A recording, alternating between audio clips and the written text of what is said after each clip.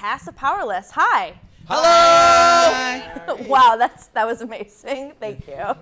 We've been practicing. You guys are debuting at Comic-Con. How do you feel? Pretty excited. We're excited. Yeah, it's really cool. It seems appropriate. It's a comedy set in the DC universe. It seems like a perfect, if you want to debut a DC comedy. And by DC, for those of you who don't know, it's comic book. DC just means comic book. We're really trying to That stretch our different audiences. It's short for the comic books. That's where you get the I didn't know books. that. Yep. I'm learning so They're much. comics. Well, I feel like comics. comic Das fans. comics. Yeah. Well, I feel like comic fans have been really thirsty for a comic book comedy, and we've had a lot of things start and a lot of things falter. Why do you think Powerless is going to be the one? Why are we getting this now? You know what? DC does a good job with television. Yeah. Yeah. They have like 7 shows on air right now. Yeah. So Yeah. I think there's tremendous support. I think it is time. I think people are ready for this. And I think our show has a nice balance of having some of that superhero element, but then having a bunch of knuckleheads coming in there. No And one's this cast is really- incredible. Right. No one's really explored the other side of living in this superhero world, The spotlight's always on the superheroes and what they're doing. But, what about the people who are trying to go about their lives as well? And that's us. We're the powerless people. Yeah. So on a level of like Supergirl or Batman versus Superman, where do you guys fall on the darkness scale? Not very dark. No, We're we are- towards the light. We're like, noon sunlight. We're very Yeah. bright. I think it's a lighthearted show. I think Yeah. that's, there's some elements of it that are a little, I would say, edgy Yeah. in terms of the humor, and it's like real. There's real stuff that we're dealing with, real consequences. But on the whole, we're, it's like real people in Yeah, an it's office. not brooding and dark. Yeah. We're still trying to just get about our daily lives. It just happens that sometimes there's superheroes that are in our way destroying things. So we just do our normal day-to-day and then try to avoid that, and we talk about it. Bouncing off of that, let's talk about the real consequences of living in a superhero life. What Let's are they? talk about it. Yeah, what are they for your characters? What do you guys struggle with that normal people wouldn't have to struggle with? Okay, so if we're superheroes, what we wouldn't struggle with, or what we struggle No, with I that got the superheroes gist don't? of You it. go. I got the gist of Start us it. off, Ron. Fallen rubble. That's been brought up a lot. That's a lot. That doesn't happen normally. It does a lot when you got superheroes around. Agreed. Also, sometimes they just take over the airwaves, and you're like, man, I was trying to watch the Great British Bake Off if it was me. So why are you interrupting that? You have your regular everyday problems as well, and then you're like, I'm trying to get to a date and stuff, and then but the Crimson Fox is doing stuff. You know how it goes. Crimson Fox? Mm-hmm. Amazing. Yeah. Well, this isn't your first comedy. What was it about this that drew you to it? I think all this. I think the balance of having high stakes and having the DC universe as a backdrop and having the office comedy aspect to it. I love working in ensembles. I think this is such a great, fun world to play with all these very talented people, and I'm one step closer to playing Batman for real now. So. Yeah. And now that the CW's being they have no problem with crossovers, do you feel like is there already conversations with other shows at the CW, crossovers possibly? No, I don't think Yeah, so. never. Although, I want to cross over. Maybe, who knows? But what other shows are there, like non-superhero shows we could cross over with? Because I'd want to do that. That'd be good. Like a Pretty Little Liars or something. I don't know where they are. Something like that. Let's cross that over. Let's sort of stumble into some little teen soap opera. Not that they're little teens, but little teens do watch it. And So do you. by little, I mean short. Yes. And Vanessa, tell me about your character. I play Emily Locke, who is the head of claims at the insurance company where the show takes place, Retcon. And she is getting feisty. She's at a point where she kind of wants to stand up for what's right, even when it's really uncomfortable. So it's her finding her power as a person without superpowers. And how do the rest of your cast members help her find that, or did they get in the way?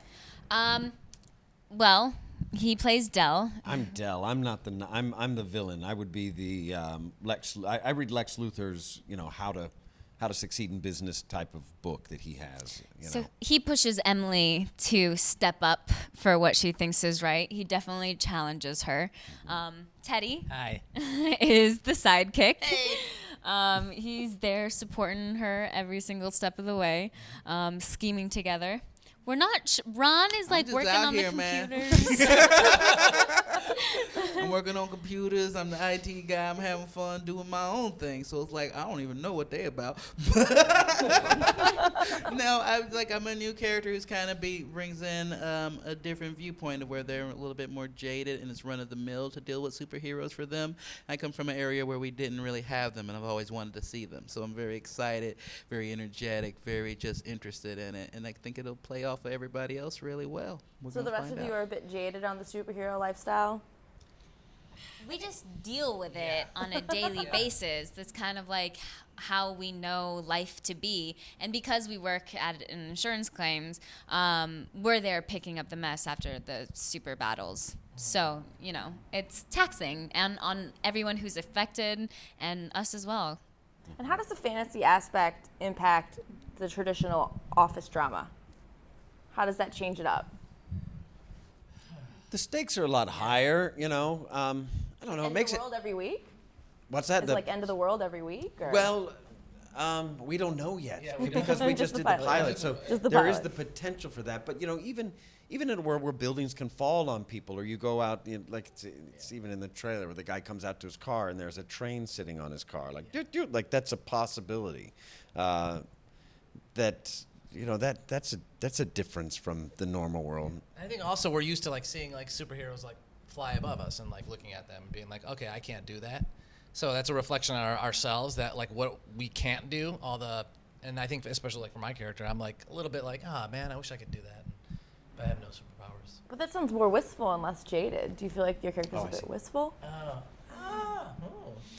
You're very into the superheroes. I am into them. Yeah. I think certain ones, I'm like, I have no use for Aquaman because he's underwater and I like it's too much seaweed and like talking to fish. I don't see that as being a valuable thing, right? Yeah. No. Yeah, but some superheroes I think I could find valuable. For me, it's more of like Vanessa's character in the pilot inspires me to start looking for maybe some things that I could do. Some ways I could be a sort of superhero in some ways. How's that sound? Was that I all right? like that. good. That was your Okay. shirt. Thanks. Your shirt. You do in the pilot.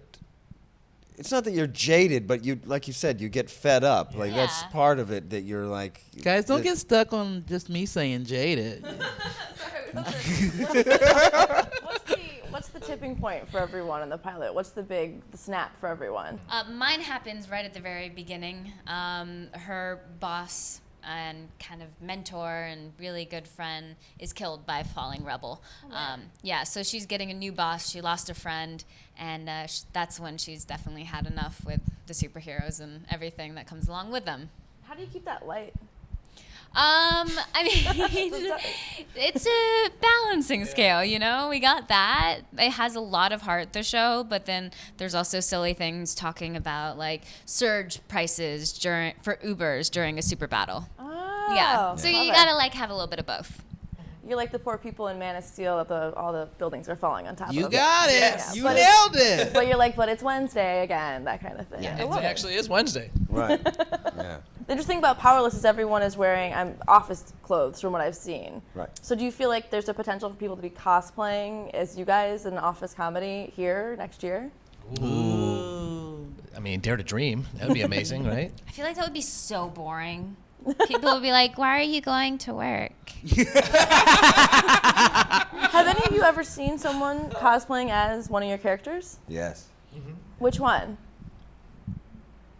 Wash from Firefly and Ray Nearly from Con Man, but Cash Wayne inside of, anyway, Con Man character.